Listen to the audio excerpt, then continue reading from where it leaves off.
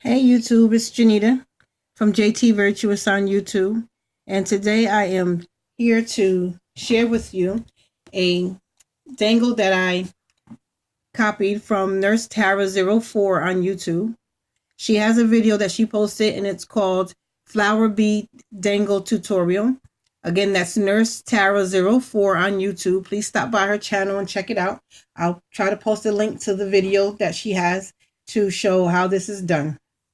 Really quickly, I'll demonstrate my own technique. Well, it's her technique, and I'm making these dangles because I want to have something to add to my altered dominoes that I've made. These are in no way, shape, perfect or finished, but it was my first attempt at it. This one is covered with beauty, and this one I covered with glossy accent. Now they both have some dimples and creases and things that make them very interesting to look at, but I think that they turned out overall pretty good. You can see the bubbles in that one, but I still like it. It's a very unique piece. The paper that I used to cover those dominoes is from the DCWV Vintage Collector Matte Stack. And I believe I don't know if I picked this up myself or did I get this in a rack that someone sent me, but this is the page that I use. And I just placed a domino here and, cut out two flowers together that I like the arrangement on, and subsequently glued them down to the face of the domino. So I needed a dangle, or I need some dangles to add to these dominoes. So this is the reason or the motive behind this. So I was searching on YouTube to find a video tutorial for a bead dangle, and Nurse Tara's was the one that I liked best. And she did a very, very simple flower. She did a very simple technique, very easy to duplicate. And I tell you, you could pop out tons of these, or 20 of them at least, in 10 or 15 minutes watching your favorite show. So here's a paper flower that I had in my paper stash. Right, the colors on my dominoes are blue and tan and cream color. So I chose this particular color flower and this color bead because I think it complements it very well. And then I picked up these bead caps from Joann's today to be able to do this once I saw her do it. So I'm going to take what she did was she just fed the wire of the flower through the bead cap, met it down at the bottom there, like so. And then she fed the wire through the bead. Now in her tutorial, she added a little bit of glossy accent in this section to glue the bead down to the bead cap. I'm not going to do that, but that's what she did to be able to keep those from becoming disjointed. And right in the, like about 1/4 of an inch, or 1/8 of an inch, not 1/4, but 1/8 of an inch or so from the base of the bead, she looped the wire around the plier and then just tightly, wait a minute, that's a little bit too high. I'm going to come down a little bit more there.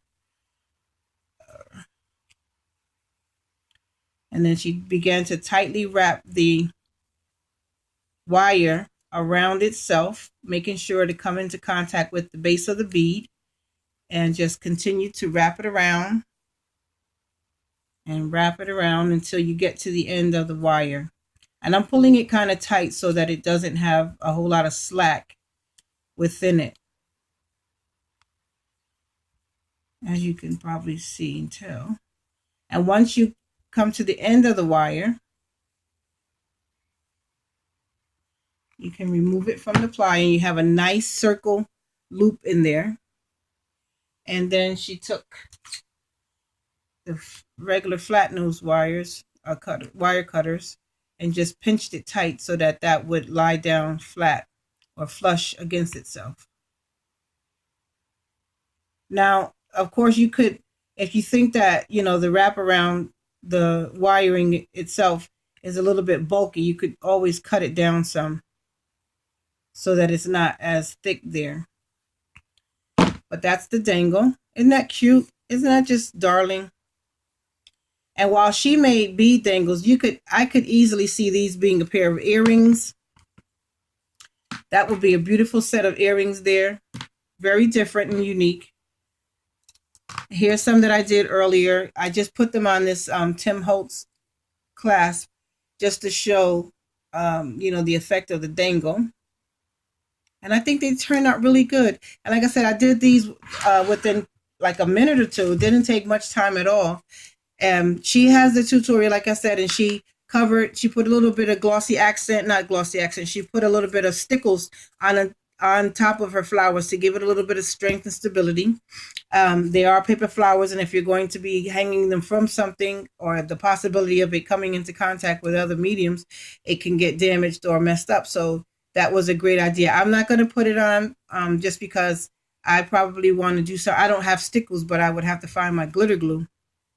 But I was thinking of adding some glossy accent and regular glitter, which is what I got out, some of my glitter here. And I was thinking about doing it that way. But for the sake of the video, I'm not going to mess this up. These came out really pretty. Thank you, Tara. This was a beautiful project. I really appreciated your video and your tutorial. I think it's really nice, and I can see myself creating tons of these. Again, YouTubers, stop over at Nursetara04 on YouTube. Check her out. If you're not already a subscriber, by all means, subscribe to her channel. She does wonderful and great videos. Thank you all for watching. Thanks to my new subscribers. I appreciate you. God bless and have a great night.